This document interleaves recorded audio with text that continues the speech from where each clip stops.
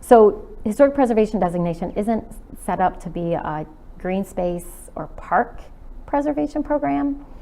So it, in my opinion, and my colleagues on the commission agreed with this, that it really wasn't the appropriate process. With that being said, the county is working on setting up a committee with neighbors where they want to talk about what can we do to make sure that we're being good neighbors and that you still have access to the playground and green space. However, in the future, there may be additional changes to the zoo, and we want to make sure that we work together.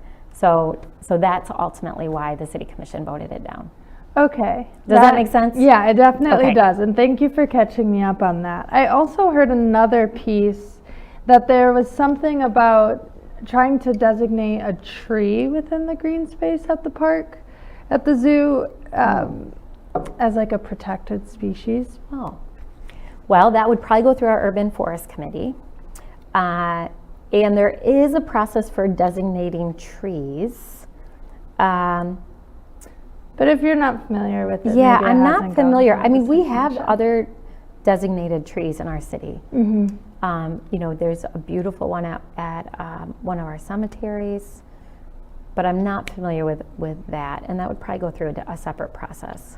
Okay, yeah, that was my understanding, was that it was kind of like a second attempt to do To protect similar. the trees. Yeah, And to I the agree with first that.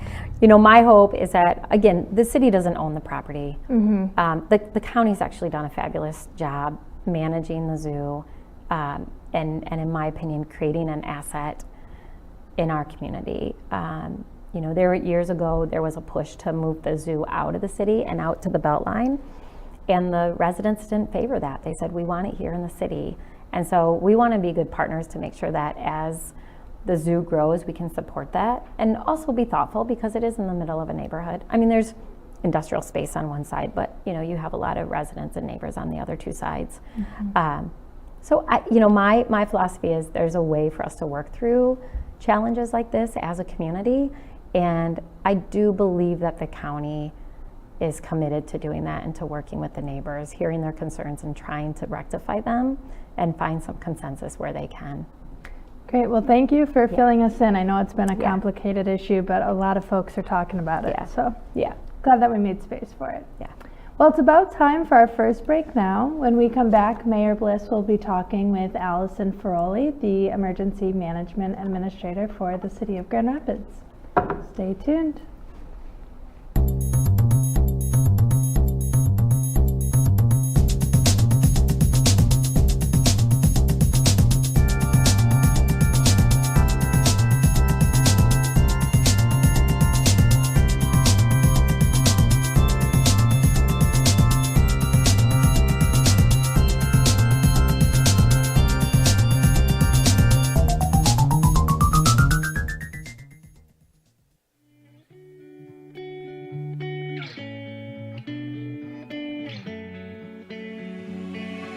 For over 30 years after humble beginnings as a public access TV station, the Community Media Center has grown to be an active, multi-platform media and technology assistance organization, encouraging and enabling our community to push the creative boundaries. We power a variety of resources, including a music-centered community radio station, WYCE, a community venue with stage and screen at Wealthy Theater, citizen-driven journalism with the Rapidian, a web development team empowering local nonprofits, an education department that trains and broadens students' minds, and a free speech public access television studio, GRTV, where it all began. By introducing audiences to new voices and ideas, we enhance community engagement and create connections between artists and audiences, enriching our city's cultural offerings. We empower and collaborate with platforms and resources accessible to all and used by all. Every free democratic society depends on media, accessible to the community and uncensored by government. The Community Media Center continues this. I was actually just I over. remember it. Yeah, it was crazy. Tomorrow. I lost power. These platforms and services empower our neighbors to tell their stories and explore the richness of culture that Grand Rapids has to offer. Connect, discover, Learn, create, and share. The Grand Rapids Community Media Center.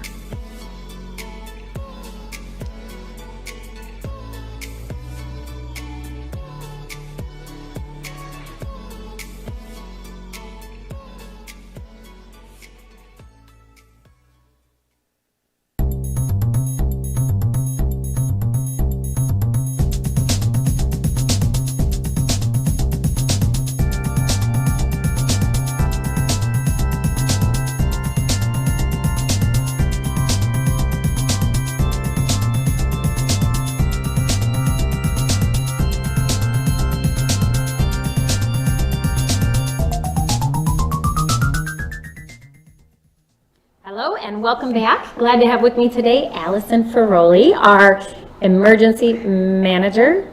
Yep. Did I get your title right? It's close. It's close enough. What, fill me in. It's emergency management administrator. Emergency management administrator. But I'm the emergency manager in general, so that's shortened up. It makes sense. So whenever we have an emergency in our city, Allison is involved in setting up the operating system, like the pulling everybody together for our.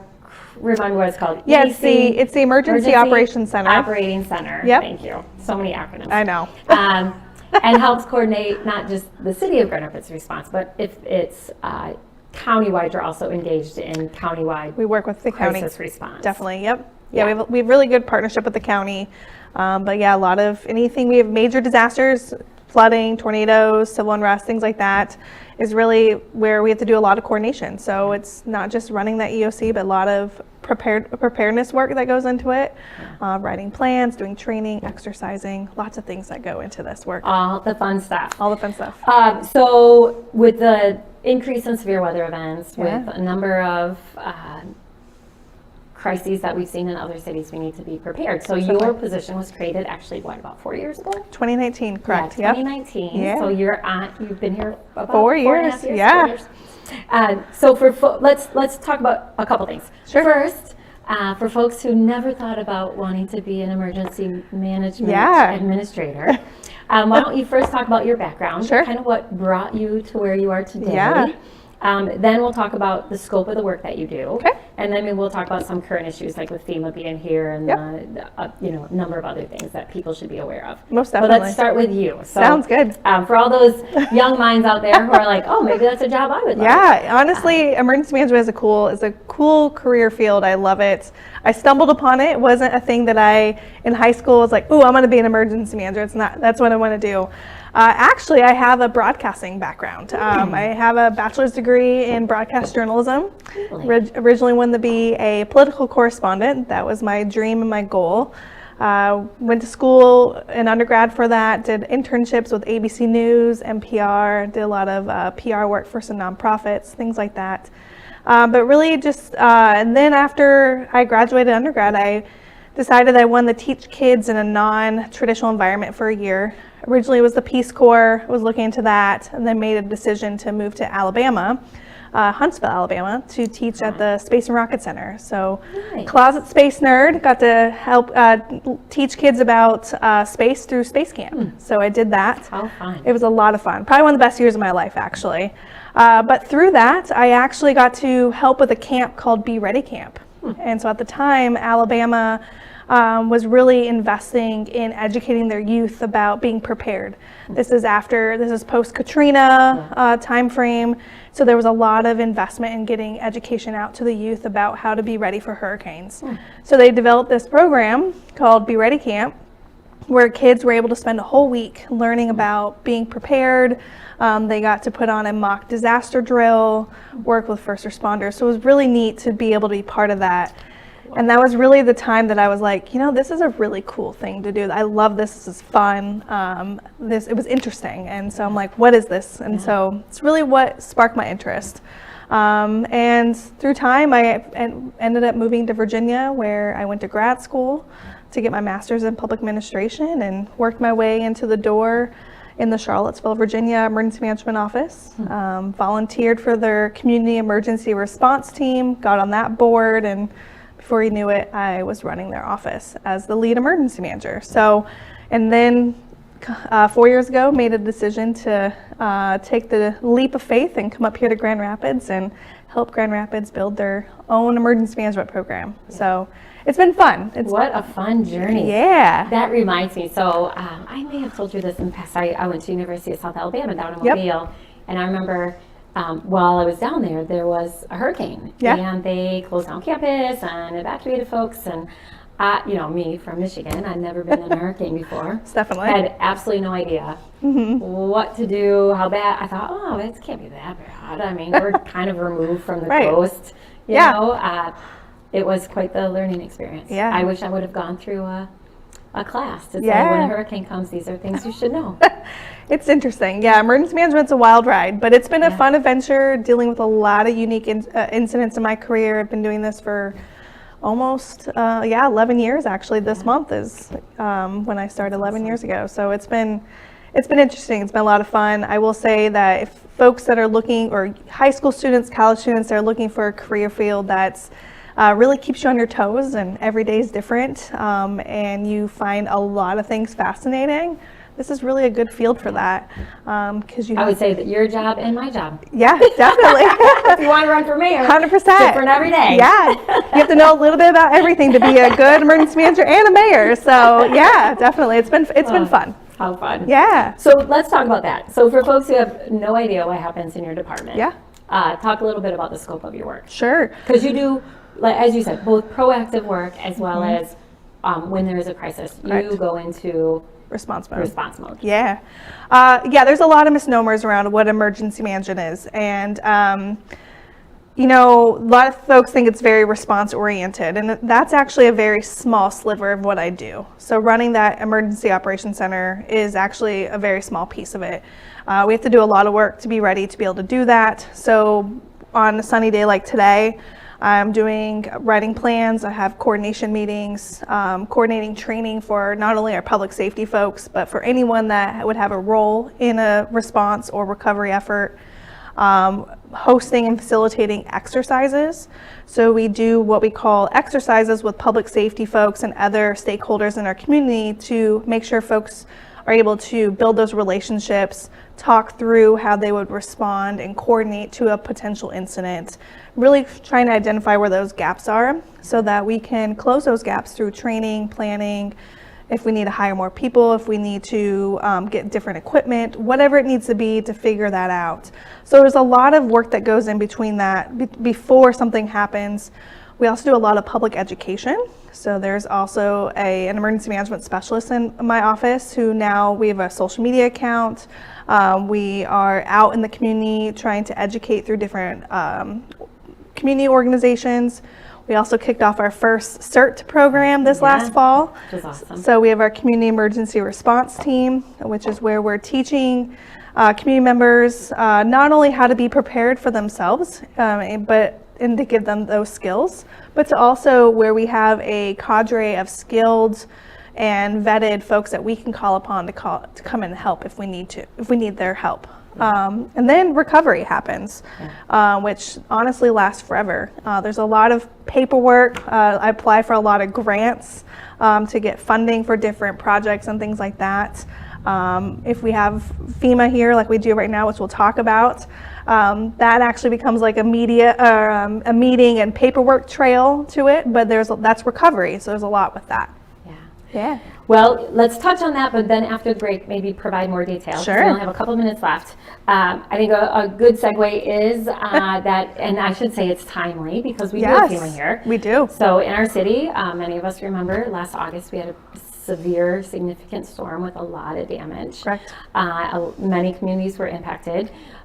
We recently received federal designation. Correct. As a disaster, and so we have our federal partners from FEMA here in town right now, connecting with folks and letting them know how they can apply for support if they were impacted. Correct. So.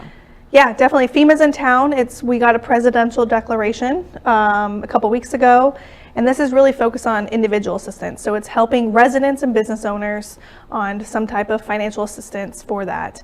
And some folks say, well, it took so long, and sometimes it's a long process, but they're Welcome to the federal government. correct. But it happens, and we're here, and we're able to try and see what we can do to help our community members. Yeah, and we'll talk about how you can connect, make sure that you are registered. Most definitely. And we'll get more information out there Yeah. after the break. So Sounds with that, we'll take a little bit of a break and come back and learn more from Allison. Perfect.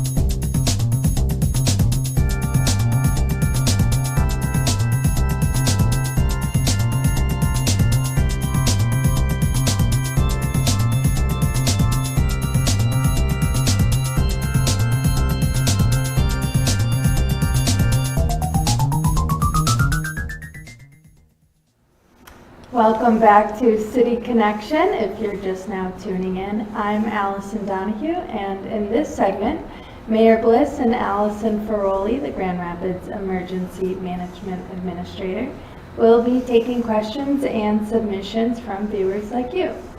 There's still time to take part in the conversation. Just send your questions to cityconnection@grcmc.org or submit them through the Rapidians Instagram story @the Rapidian.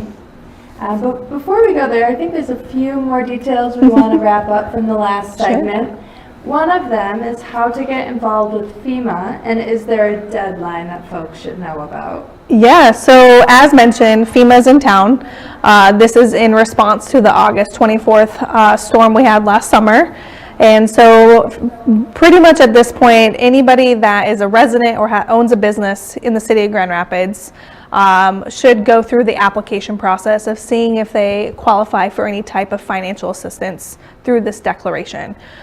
So that's really important for them to just get their information in the system and really go through the eligibility process, because there is a deadline to at least get into the system, and that's April 8th. And once that deadline passes, that opportunity kind of goes away. So you may think, well, I only had a little bit of trees down, or just a tiny bit of damage on my roof, but insurance I think covered most of it. Go in and still apply, and at least go through the process to confirm if you're eligible or not, so that you're not missing out on any type of opportunity. And where they can do this is through two ways. There's a website called disasterassistance.gov, and there's also a phone number, which is the 1-800-621-3362. All this information is available on the Office of Emergency Management's social media pages, and there's also, if you just go into FEMA.gov, you can find it through there as well. But it's really important to make sure that we get folks to understand that if you literally just live or own a business in the city, go in and apply and see what you can get out of it. Great, and that deadline again was April 8th, so you just have just a little bit over a month. Correct? Yep. And then one more thing, just to tighten up all the loose ends from last segment. How can folks get involved with the Community Emergency Response Team, and is there a deadline for that? Yeah, good question. So the Community Emergency Response Team, or otherwise known as CERT, is a newly formed volunteer program that's being run through the Office of Emergency Management. Just kicked it off last fall. And so we have a new class coming up here in the next week or so. But we're going to be doing these every spring and fall. So there's going to be opportunity at least twice a year to get through this program and get training through this. To find information about that, you can go to the city's website and go to the emergency management webpage through the city's website. I know the classes that start next week are full right now, but that's okay. We're going to continue to offer this. So there's still more time to do this. And really, anybody that's looking for an opportunity to, learn about how they can be more prepared, get some skills on how to take care of themselves, their family, their neighbors, that is a big part of this training.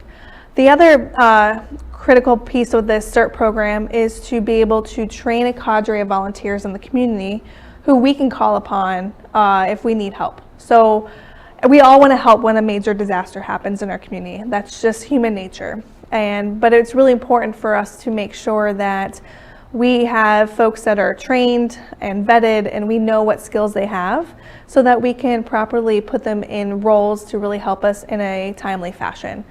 So it's really important for them to become associated through this program so that they can be properly called upon in an organized fashion if we need them.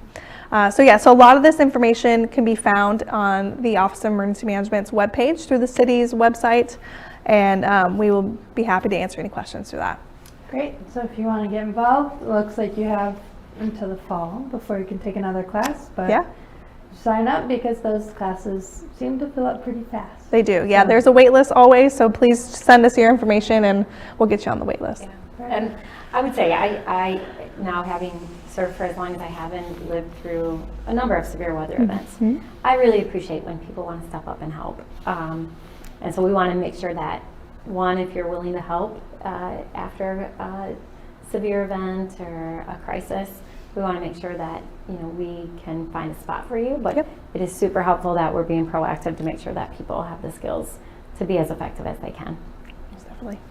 Well, thank you for humoring me with those few questions, but we do have some questions from the public, if we're ready to take those. This first one is from Adrian. Adrian asks, where does the Office for Emergency Management get its budget? Is it mostly federally funded or through city taxes? It's a great question. So the Office of Emergency Management is currently housed within the fire department. So we have our own program budget. And it's kind of a mix between grant funding and general fund funding. So it's a mixture of both. We do have a grant that we have that we were able to receive last year from FEMA to help fund a position, and the CERT program is being funded through that and some other things. And then pretty much everything else is through city taxes, I guess you would say, through general fund. Yep. But there's always, we're always looking for other opportunities through grant funding to try and augment our programming. to any which way we can. Great. This next question comes from Grant. Isn't much of the risk from emergencies covered by insurance? For instance, businesses and houses in a flood zone would be covered in case of a flood. Why are my tax dollars being used to subsidize insurance claims? Another great question. So one thing that is really important for residents to understand, so that's your homeowner or a renter, is part of being prepared is understanding your level of insurance. So if you own a home, figure out, do you live in a flood zone, all right? If you live in a flood zone, most likely if you have a federally backed mortgage, you are required to have flood insurance, okay? But if you don't live in a flood zone, you are not required to have flood insurance. However, we are finding that regardless of if you live in a flood zone or not, it's really important to have flood insurance because homeowners insurance in general will not cover flood damage, okay? Same thing with renters. If you're a renter, having renter's insurance is really important. Yes, it doesn't cover the actual building you reside in because that is the responsibility of the property owner. But if there is some type of disaster, maybe a tree comes through the roof or breaks your windows and damages your property inside, your renter's insurance can help you recover from that.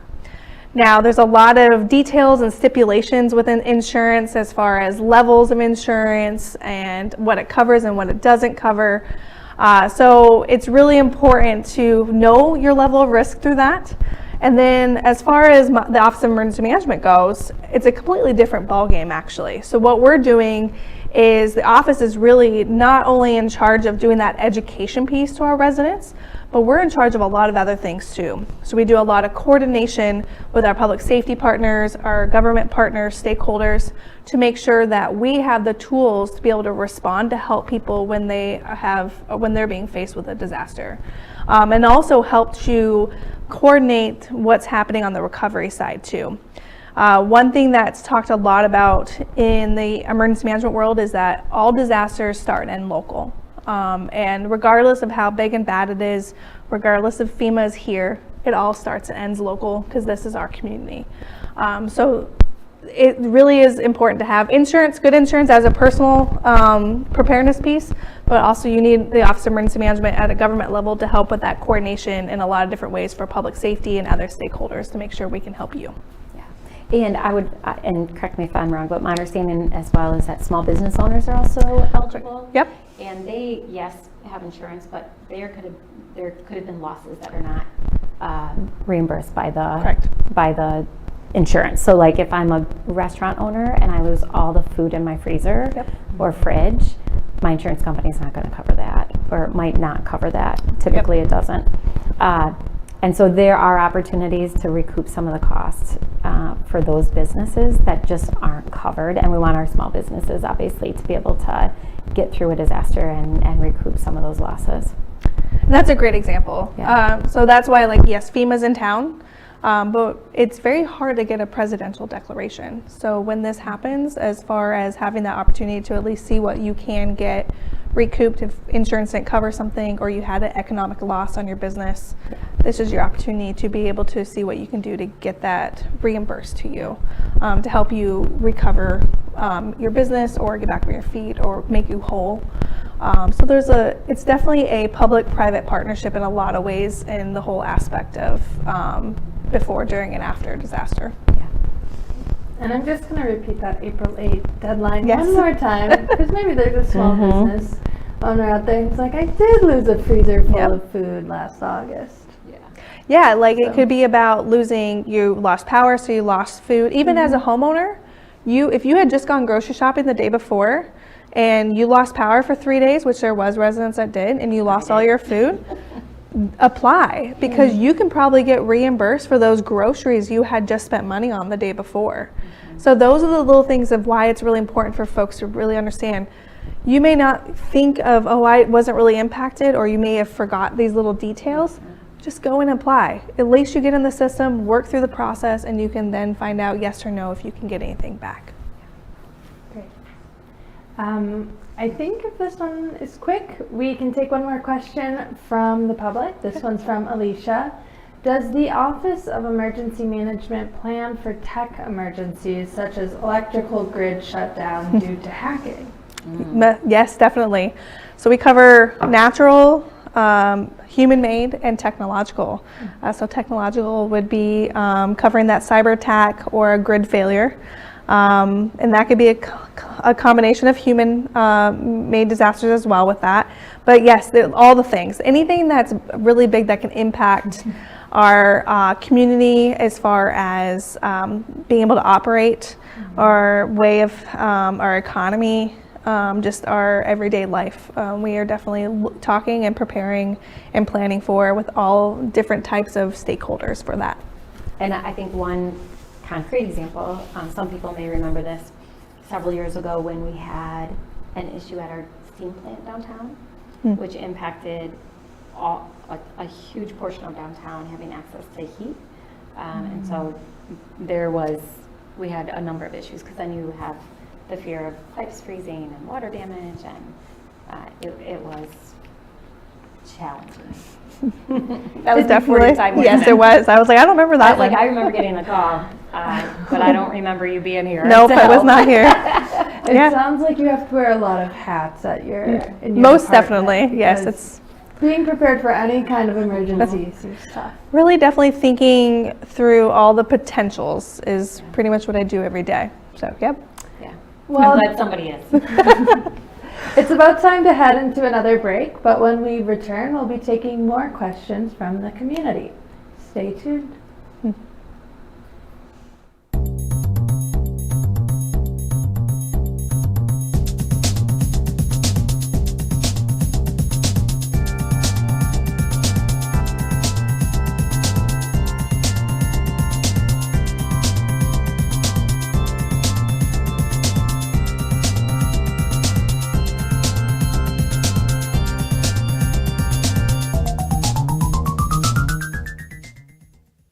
It's morning in Grand Rapids. Do you know what's going on in your city? Stay informed about what's happening in your community with The Rapidian, your source for hyperlocal news and information. The Rapidian is a community-focused news source powered by local residents like you. Our volunteer writers and reporters create content that hits close to home about topics like local government, business, schools, events, and people. The Rapidian goes beyond the headlines to provide in-depth coverage of issues that affect Grand Rapids directly, so you can stay in the know. We aim to uplift the community by sharing positive, inspiring stories of growth, progress, and neighborhood pride. The Rapidian is your neighborhood newspaper for the digital age. Follow us on our website and social media to stay connected to your community. This is The Rapidian.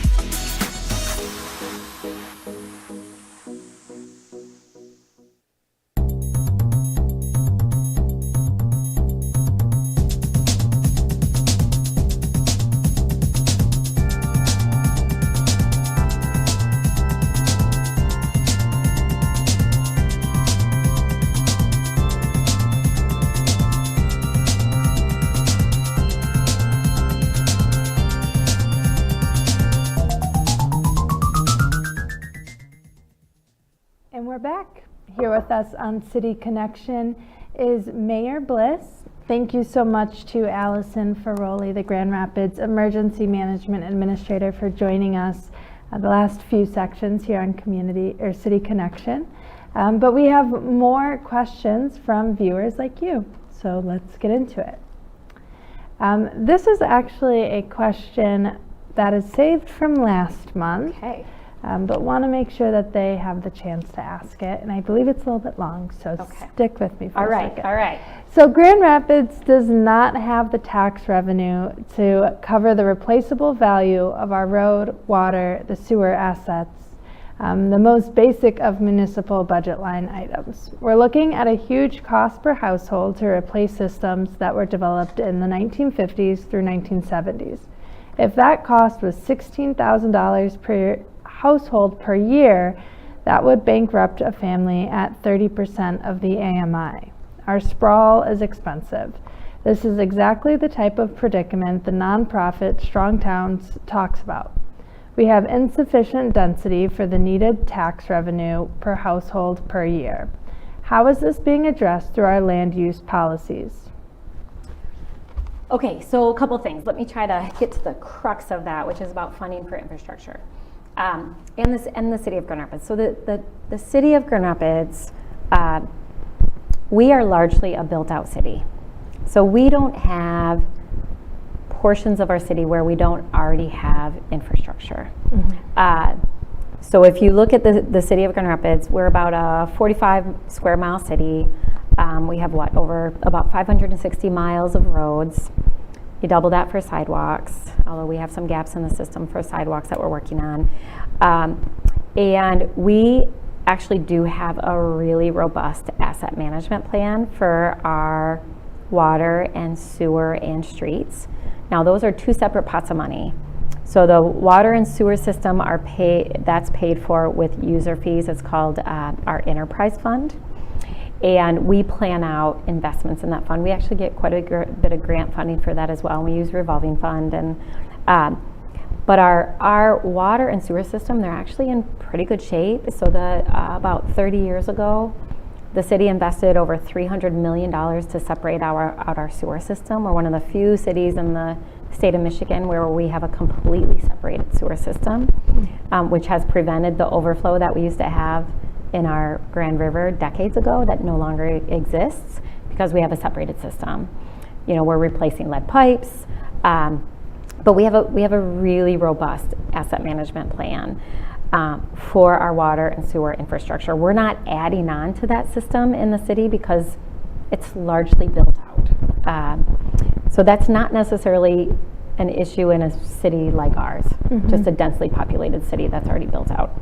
On streets, we have a dedicated streets millage, which takes a portion of our income tax every single year and goes towards our streets. That is coupled with the funds that we get from the state, from our fuel taxes, and some of the sales tax from the state. And so we do have revenue set up, and we also have an asset management plan for our streets. We have a group called Vital Streets Oversight Commission. They work with our city staff to look at priority projects. We're investing in all of our sidewalks in every single neighborhood to make sure that they are safe. We have a list of areas in our city where we know that we need to add sidewalk, and that's every year we're ticking off that list. It doesn't happen overnight, but we have a 5, 10, 15-year plan. So if you go to the city's website, you can find all of our asset management plans for all of our infrastructure. We also have one for our primary circuit. We have one, we're investing in street light conversions. And so we actually, unlike some cities that I would say do extend out their utilities and for, I'd say, greenfield development, that doesn't necessarily happen in the city of Grand Rapids. Okay. Yeah. Thank you. And a lot of that question was a comment too. So I'm glad they were able to speak directly to you because that's the point of our show. Exactly. It's a good question. And it is confusing because you do hear about that in other cities that are just geographically structured different than ours, where they still have a lot of green space that don't have connecting utilities. So you have a development that goes out to that space, and they as a city or a township, they decide to support the extension of those utilities out to that new location, and it can be costly. I think they make a very good point. I think it's tied to a lot of the conversations that have happened in our larger community around, farmland preservation, green space preservation, and then it goes back into the larger issue around urban sprawl. Gotcha. Yeah. This next question is from Greg. Greg asks, and comments here, parking is already a huge issue downtown. What is the city's plan for parking as they're considering the new soccer stadium? Yeah, that's a great question. I feel like I talk about parking every single week. And parking is, there are challenges with parking. But if you look at the city as a whole, both on all of the west side as well as downtown, and you count the number of opportunities for parking and parking spaces and street parking and other opportunities, private parking, Ellis parking lots, we do have a significant amount of parking. I think the challenge that some people have is they want parking really, really close to wherever they're going to be. What we know about cities, especially growing cities and big cities, any of us who've gone to Chicago or, you name any big city, sometimes you have to park and walk 5, 6, 8 blocks to get to wherever you want to go. And I don't think that that is the culture here. Like, we're very used to parking in really close proximity to wherever we go. I think the city, and quite frankly, in partnership with the Rapid, we've tried to create opportunities for people to park one place and use the dash. We did that whole reroute of the dash to make it a circular route. We have the Laker line, we have the Silver line, but specifically to the west side. So some of the conversations with soccer has been, how do we have partnerships with places that have a lot of parking that can be utilized during those events that are going to sell out. Mm-hmm. And if you look at the west side, even if you look at an aerial view, you have a lot of parking that Grand Valley currently has. So if we're able to utilize that space during games, there's thousands of parking spaces. You also have the multi-level parking ramp that's kind of kitty corner from the Y. Mm-hmm. We are talking about adding parking close to a parking ramp closer to Bridge Street, which would also be available.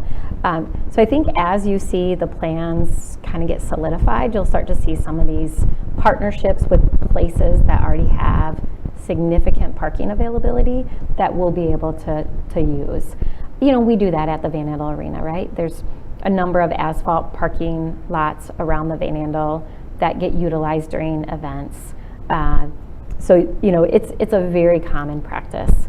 So it's, I know some people want thousands of parking spots added to that space. Adding significant parking isn't always the best answer when you already have the availability of parking spaces in close proximity. Will there be any changes to public transportation to maybe encourage folks to take that route to get to these soccer games? Yeah, I think some of that is probably premature because we don't know exactly when they'll be, and some of it is just logistics. Mm-hmm. But I can tell you we do some of that already when there's large events downtown. We'll add so you probably have seen like the trolley going around or other types of micro-mobility options going around. And then also, we've seen utilization of the scooters and the e-bikes as well, where people will drive and they'll park someplace close to like an e-bike or an e-scooter station, and then they'll come in and drop the scooter close by. We see that actually a lot with the Van Andel Arena. So again, we see it at Studio Park as well. Mm-hmm.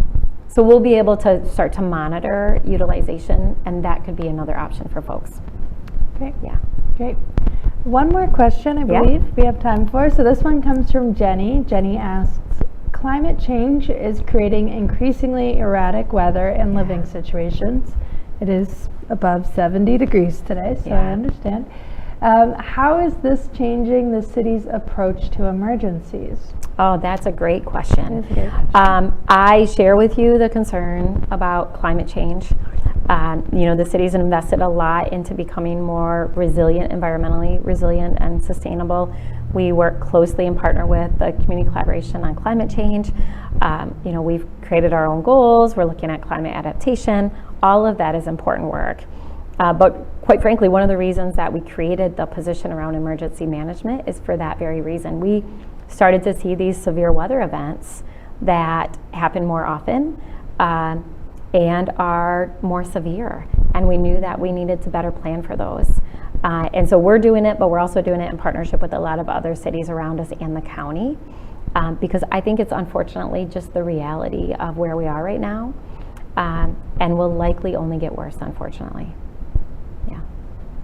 Well, that is all the time that we have today. Thank you so much for being on another episode of City Connection. It's always great when you're in studio with us. And thank you to our guest, Allison Ferroli, for coming in and answering some of our questions as well. And thank you, of course, to all of you at home for tuning in and sending in your questions. Don't forget, you can always watch rebroadcasts throughout February on cable GRTV's Channel 25, or find us on the GRTV YouTube page. See you next month.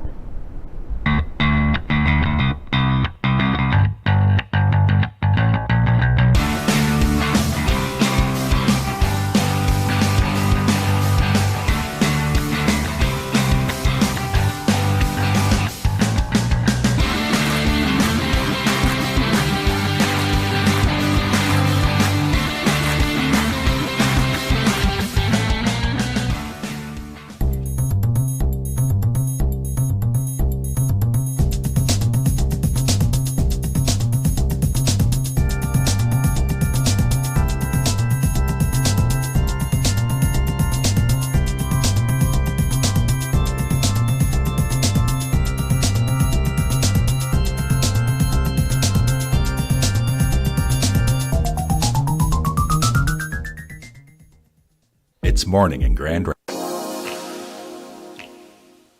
The Grand Rapids Community Media Center is committed to creating a diverse and inclusive environment for all community members. It is a place where community voices are heard, valued, and lifted through media. We seek to provide area residents with a platform to participate in free speech, be engaged with the community, and share their diverse voices. As a multimedia platform organization, we provide and support a variety of community resources, including our radio station, WYCE 88.1 FM, our TV station, GRTV, our hyper-local news program, The Rapidian, web services, and our historic theater, Wealthy Theater. WYCE is West Michigan's only community radio station that is listener-supported and volunteer-powered. WYCE uses local voices to help listeners discover and celebrate different services, cultures, and events. What I really like about programming music in WYCE is I get to not only interact with listeners and local musicians, but I get to put together a musical collage every week and give it away to the universe. As a volunteer programmer, you get the training on how to use equipment, how to access music from the library, and how to put together a great show that showcases local and national artists and still has your creativity included. The Web Services Department helps West Michigan nonprofits connect, learn, create, and share through locally built and accessible websites. We help nonprofits strengthen their online presence by developing one-of-a-kind websites tailored to their specific needs. The Web Services team can take care of all the technical needs of getting a new site up and running, including website hosting, domain name registration, theme development, and page layout.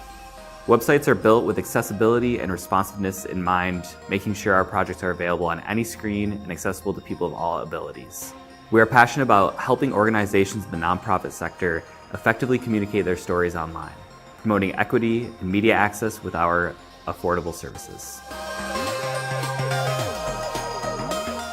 Wealthy Theater is a historic theater on the southeast side of Grand Rapids. It was built in 1911, and today it stands as a performing arts center, historic cinema, and community venue. We provide a space for community connection, where community members can get together, enjoy different shows and different events, from concerts to comedy, musicals, theater, film screenings, you name it. Anybody from the community can sign up to be a member and rent one of our spaces to host their event. We have a staff here at the theater that helps make all the events here happen, as well as a great community of volunteers. The goal is to bring the community together, bring audiences together, artists together, create experiences where those two can connect. Whether you're an audience member who wants to come see a show or you're somebody who wants to put on a show, Wealthy Theater is a space for you. The Rapidian is a hyper-local news source powered by, for, and of the people of Grand Rapids, Michigan. We launched in 2009 using funds from local organizations and generous donors, and this community-driven platform empowers residents to share their stories, post articles, and keep track of local events and issues. By emphasizing citizen journalism, the Rapidian provides a unique grassroots perspective and a vital news service for the residents of Grand Rapids. In 2023, we are relaunching the Rapidian with the Grand Rapids Documenters program, where we train and pay local citizens to cover public meetings, empowering residents with the tools and resources to strengthen the news media landscape in Grand Rapids and become more civically engaged. GRTV airs public access television programming made by and for the Grand Rapids community, amplifying their voices to support a diverse and vibrant democracy. We provide the tools, training, and broadcast platform for free speech. Community members can take classes on video and production features, borrow professional equipment, editing software, and use of our studio facilities to create their own content. We help community members connect, learn, create, and share.